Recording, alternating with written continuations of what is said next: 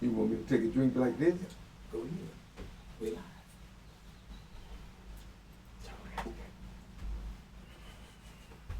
live. We still here. Hold on. Let me put this down. Cause we up in here again. And today I want to talk about that situation in Dallas, Texas. About Carmela Anthony. And I want to talk to you. I'm waiting on that cue. He's back. I think he's back. Yeah, I see his ass. And I got something for his ass. You know, because we not only done took it over, we gonna burn it out!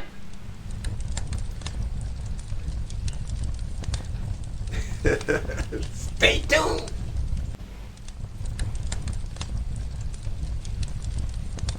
I'm boss. I'm boss. Oh, you ready, yo? Okay. The truth. Damn, The whole truth. And nothing but the butt naked truth. Get ready for Elder Ajabu. Speaks. welcome. For those who don't know, this is Elder Ajabu, your host for Ajabu Speaks. Look like my shaky looking, this a little disruffle there. But you got to understand that on this show, boy, we talking about the butt naked truth. And we're talking about the butt naked truth, not from the perspective of where we were born. When we were born, shit, them folks ain't treating us right. Why would we want to act like that? And we're gonna get into that. We ain't, no, we ain't doing that. We're looking at the world by where we're from the land that our God gave us. And when you understand that,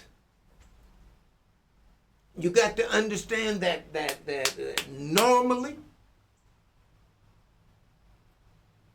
this is Ajabu Speaks, and this is Elder Ajabu speaking, and normally, this serves a dual purpose as the political education class of the Black Panther movement. But this is the elder, not by accomplishments, but the elder as the elder. Unbought,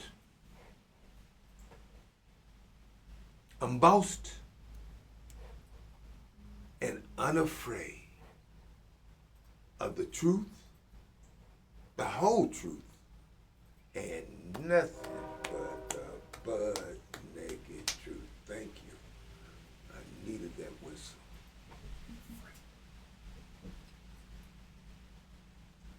But you got to understand that the elder wants to be popular.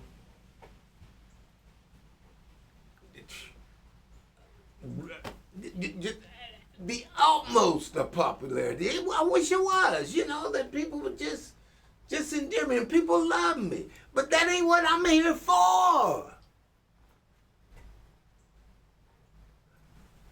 If there's a choice between popularity and being free, the elder wants to be free.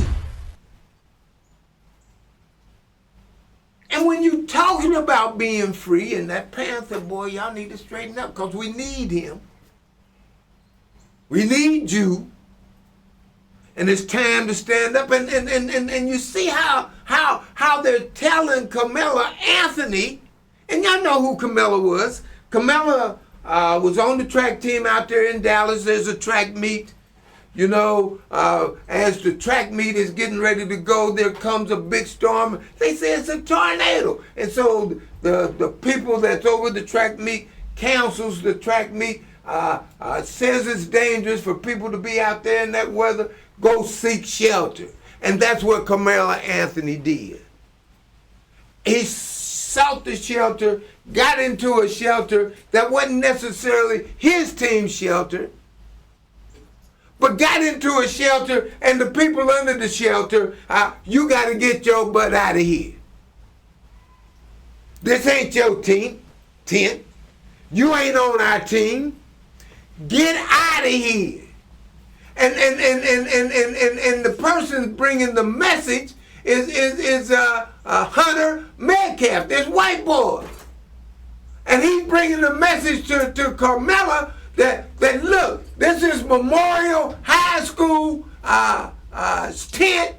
You don't go to Memorial High School, and I know that it's raining and dangerous, and the storm out there, if you don't seek shelter, will kill you, but you can't stay here. You got to get out there in it. And Carmela said, no, man, I'm not. Look, if you don't get out, this is Metcalf. If you don't get out, evidently this is what he's thinking. If you don't get out, I will put you out. And Kamala said, nah, man, ho, don't put your hands on me. I don't want you touching me. And the white boy reached out and touched him. I can touch you. I'm a white boy. You in America. And I'm 215 pounds and you 130. I'll kick you in your butt.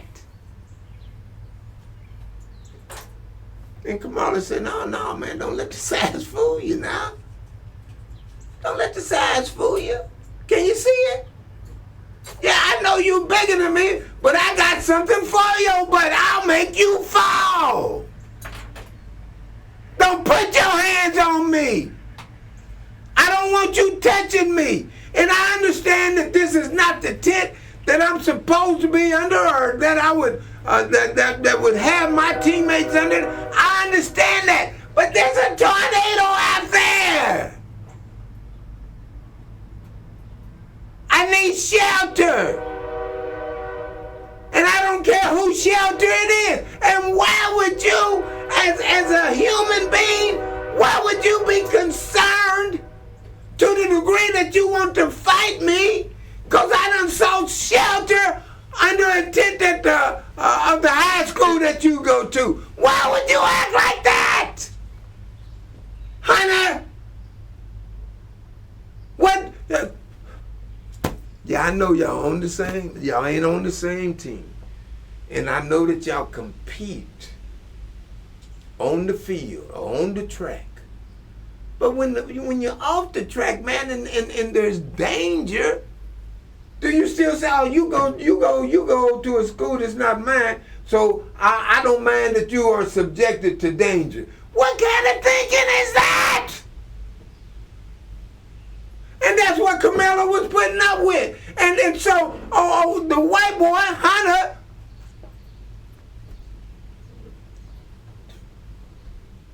pushes him. After Carmela told him, don't put your hands on me. I don't want your hands on me. And he done it anyway. And Carmela took care of him. He stabbed me. See, I told you. Don't let my size fool you. I'm not going to let you hurt me. Yeah, you got me by 70, 80 pounds. Boy, but I got an equalizer. Don't touch me. And all of us in the African community understand that.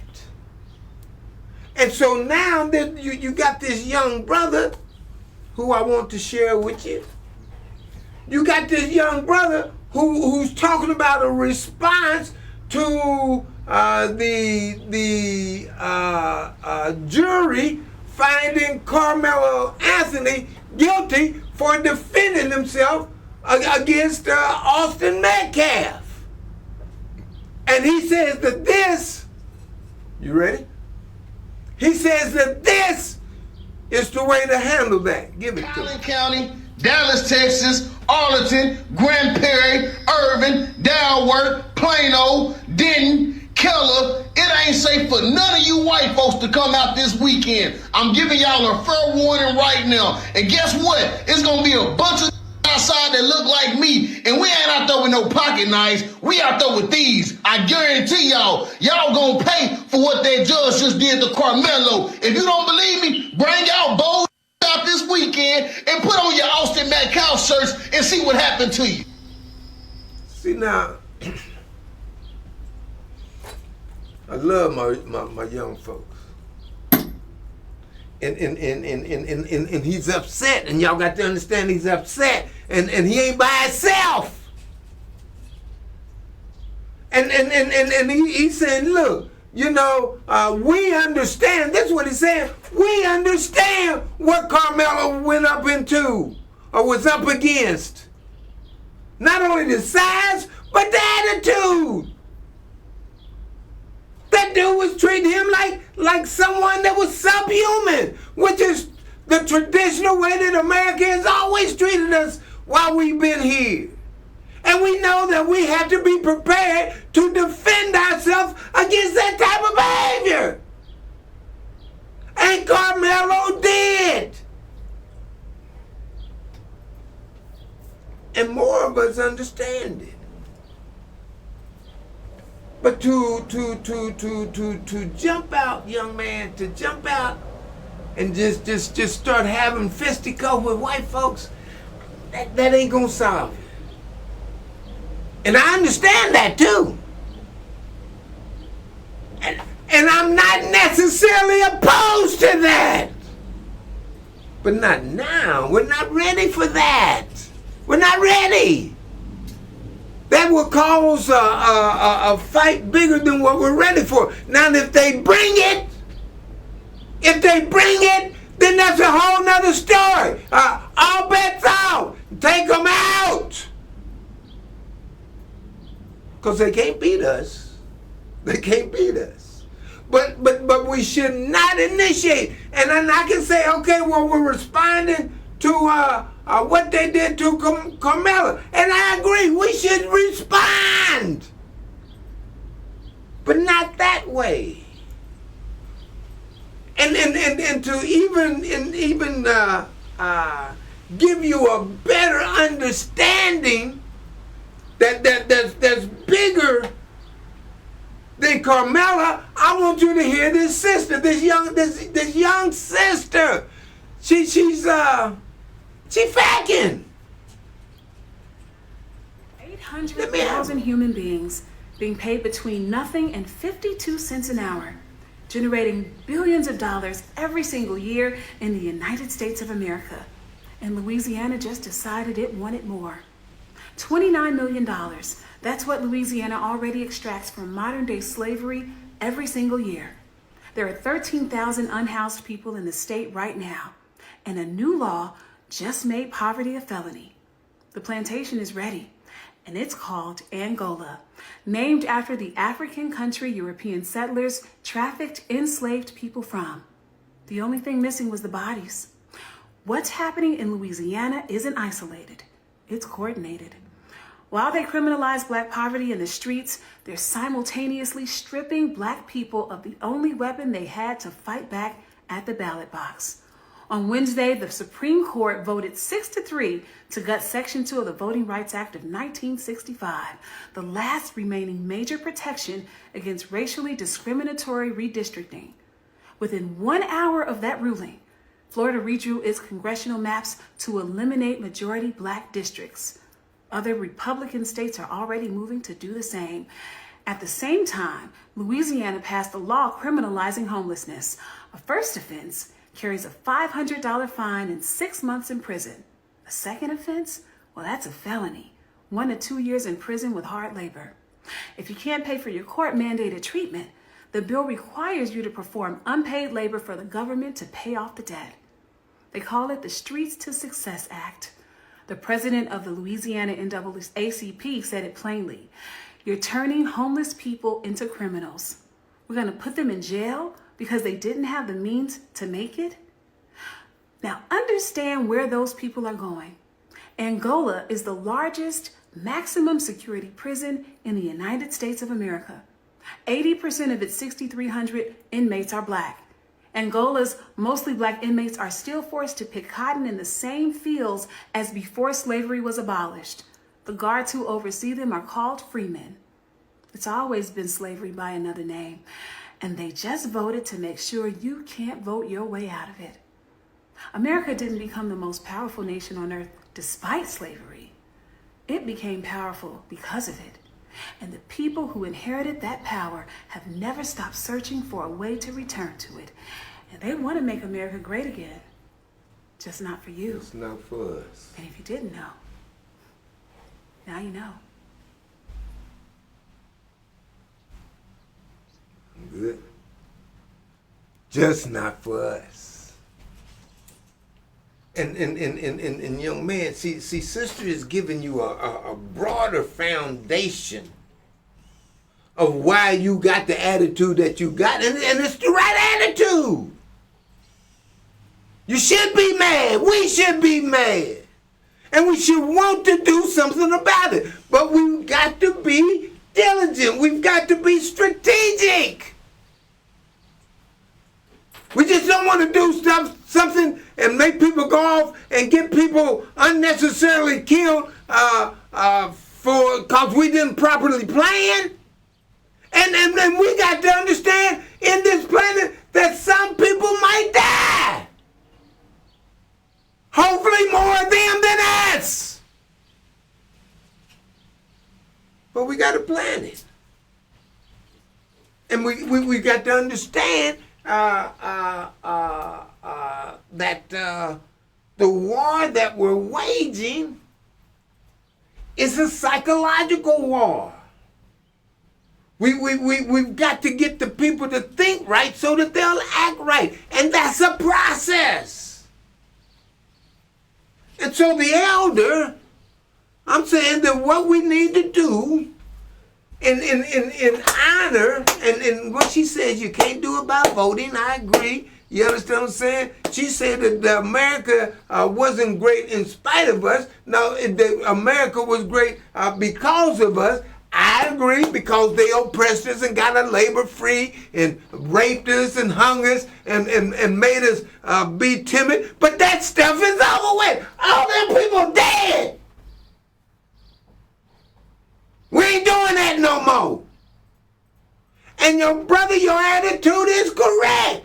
But to widen it so that you're not out there by yourself. See, the elder says, let's take a little bit. Let's not take that giant step like that. I mean, that giant step is there, but let's not take it like that. Let's take a mini step so that the people are educated and motivated to do something about the behavior that they are expressing in Texas, Dallas, with Carmelo Anthony, which is the same thing that they trying to do in Louisiana and have been doing in America.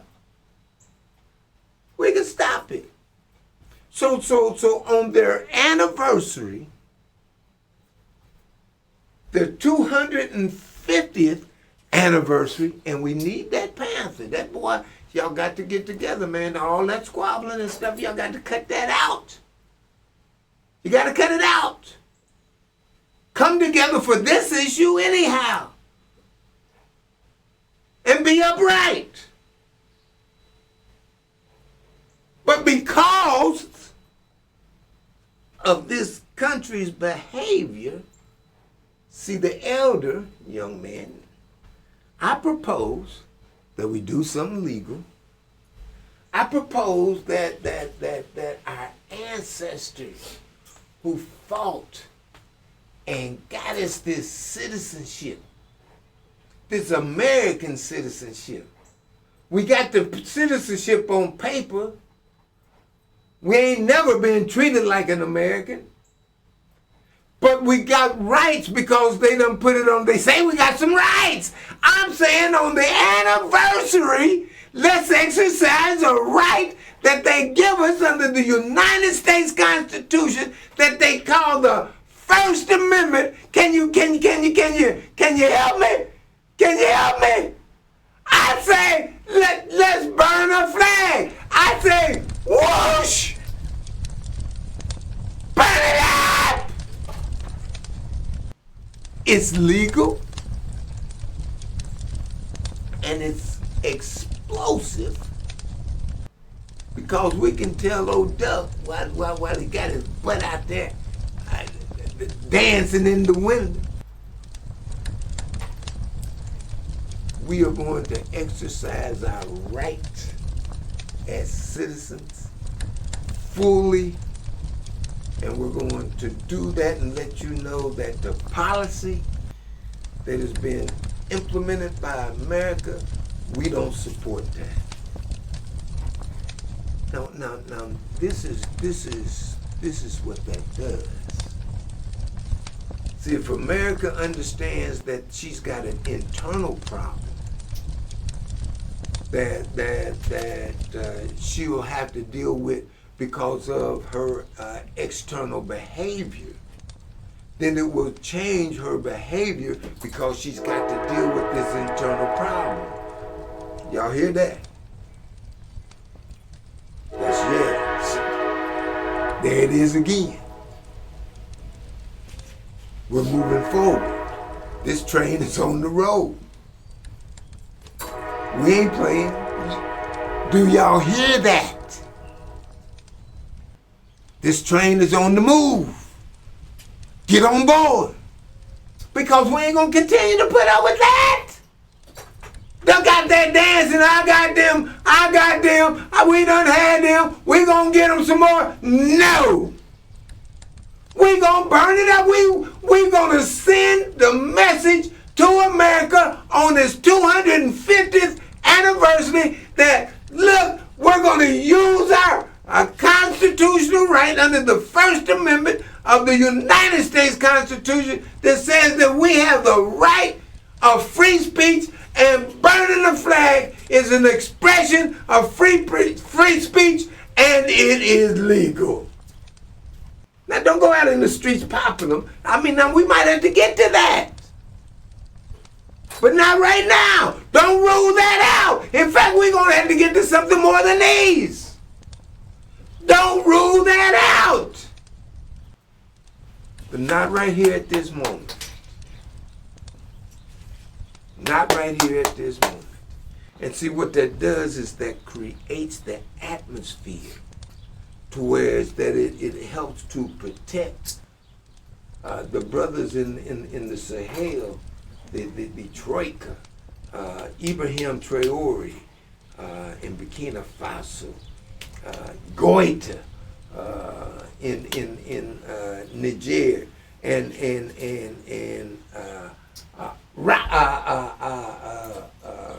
damn! Tijani in Mali. See, it creates an atmosphere to where that they understand that we're all one. Sister was just telling me yesterday how she can feel the love that's going on among us. We're speaking to each other. We're talking to each other. We're interacting with each other. We're becoming one. And when we do that across the nation, because these brothers right here are thinking the same way. Let's come together. And they're saying, okay, we're going to set the example. And so we're going to create the environment so America and the Western world can't come over there and hurt one of them or disrupt the political scenario that they're trying to create. We'll be doing our parts. We'll be working together as one. We'll be reaching across the Atlantic. And we will be bumping fists and grasping hands as one. And we'll control this land for the benefit of Africans all over the world. I don't care where you are. The benefit of that land will be ours.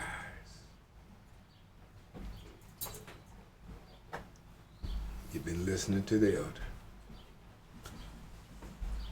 Unbought, unbossed, and unafraid. We on the 4th of July, we're gonna burn a flag. You with us? If you are, call this number right here. 1-844-848-6489 and leave a message. Leave your contact so we can get back with you and get organized. Are you with us? If you're with us, let's get organized to stop this madness that just went down with Kamala Anthony and hasn't stopped. Unbought, unbossed, and unafraid of the truth, the whole truth, and nothing but the butt naked truth. It's time for this stuff to stop. We can't keep on allowing this type of behavior to be normal. The norm. No, that's not natural. And it's not safe for us, and we're going to start ensuring our safety. Unbought, unbossed, and unafraid of the truth, the whole truth, and nothing but the butt naked truth. The elder just wants to be free.